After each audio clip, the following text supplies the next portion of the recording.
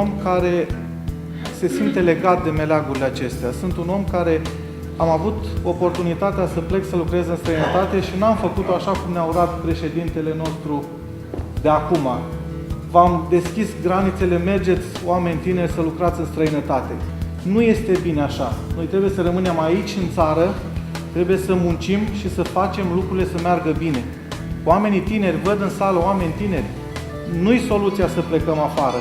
Soluția este să ne unim toți, soluția este să punem umărul la treabă și să mișcăm lucrurile în bine.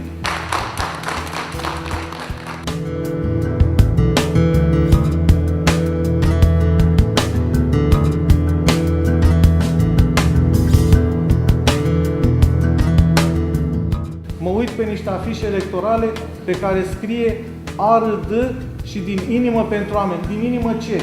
Din inimă tăieri de salarii? Din inimă tăieri de pensii?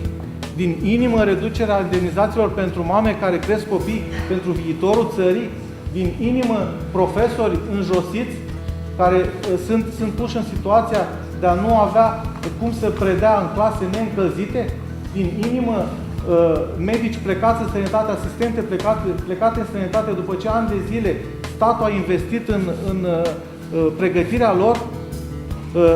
Oameni care au trebuit să își abandoneze pământul, să nu mai lucreze, agricultori, pentru că nu au fost subvențiile date la timp? Din inimă?